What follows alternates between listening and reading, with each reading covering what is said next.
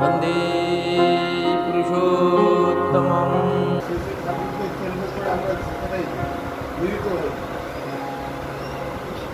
সুখ সমৃদ্ধি এবং আনন্দের জীবন্ত মূর্তি হচ্ছে আমরা যেখানে থাকি, যেখানে আছি, তাকে নিয়ে যতক্ষণ আছি আমরা আনন্দে।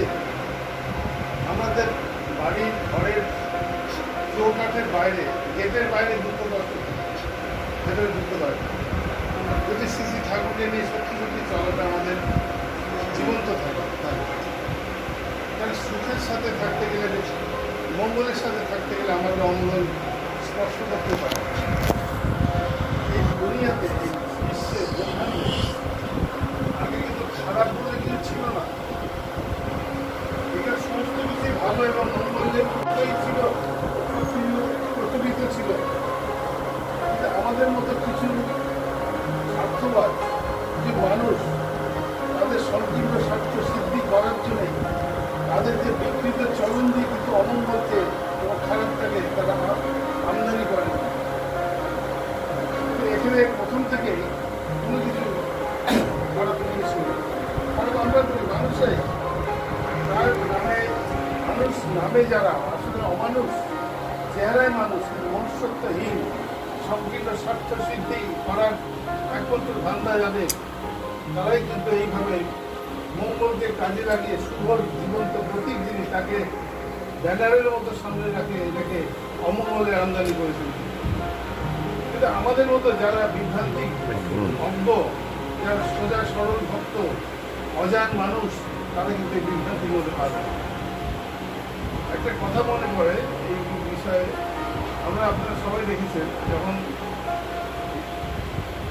মাঘ ফাল্গুন মাস আম গাছে প্রচুর মুকুল হয়, আম গাছে আম আসার আগে ফুল হয়, আমরা মুকুল বলি, আপনারা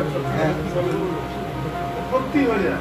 তারপর আস্তে আস্তে ছোট ছোট গুটি হয়, আম ছোট ছোট ভর্তি হয়ে যায়। তো ওই সব যে গুটিগুলো সবগুলো কিন্তু বড় আম হয়ে রূপায়িত হয় না। কিন্তু ঝড় হয়, বৃষ্টি হয়, শিলা বৃষ্টি হয়, কত কিছু হয়, আস্তে আস্তে বহু আম পড়ে যায়, বেশ কিছু আম থাকে। তারপরেও এই যে কিছু আম যেগুলো পেকে উঠছে আস্তে আস্তে প্রকৃতির নিয়মে, এগুলো দেখা যায় যে পাখি, বাদুড় এরা খায়, কে নষ্ট করে তারা ফেলে যায়, অনেক কিছু হয়। কাঠবিড়ালিগুলো কি বলে আপনারা, হ্যাঁ, সেইগুলো এসে অনেক খায়, অনেক কি করে, এইসব এরা নষ্ট করে। কিছু আম এই বাধা বিপত্তি অতিক্রম করে তারা কিন্তু ভাগ্যক্রমে পেকে ওঠে এবং ঠাকুরের ভোগে নিবেদিত হয় এবং সেই প্রসাদ মানুষ করবে। শ্রী ঠাকুরকে কেন্দ্র করে যে বৃহৎ একটা আলোক ভর্তিকার সৃষ্টি হয়েছিল, সে একটা জনবিস্ফোরণ হয়েছিল।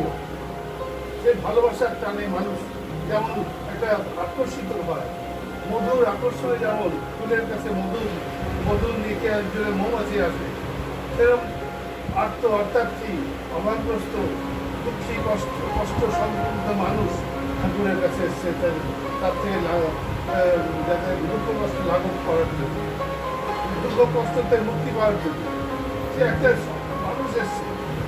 সে যেমন একটা মাঠে যদি অনেক বড় আলো জ্বালিয়ে দেওয়া যায়, সে আলোর আকর্ষণে যেমন অনেক পোকা আসে, সে ঠিক সেরকম কিছু আড়ালে ব্যাঙ বা টিকটিকি আসে সেই পোকাগুলোকে খাওয়ার জন্য। ব্যাঙ টিকটিকি কিন্তু আলোর আকর্ষণে আসে না, তারা পোকাগুলোকে খাওয়ার ধান্দা নিয়ে আসে।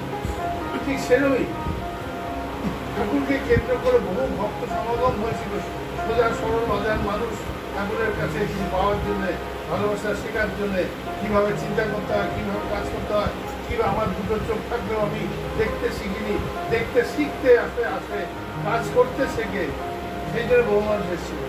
তো আমার সাথে সাথে এরকম ধরনের ব্যাঙ টিকটিকি রূপী ভক্ত বেশি, ভক্তের সাজসজ্জা নিয়ে কিছু ধান্দাবাজ মানুষ তারা কিন্তু এসছে সোজা সরল মানুষগুলোকে বিভ্রান্ত করে বিকৃত পথে চলে তাদের শোষণ করে আত্মসাৎ করে।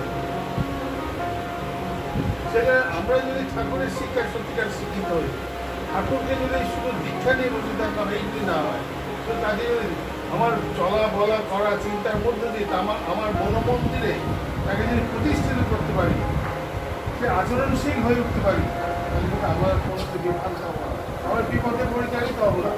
আমরা কিন্তু সেই তাদের দ্বারা আমরা ঠকে আমরা এই আমাদের অমূল্য সময়গুলো আমরা নষ্ট করতে পারি।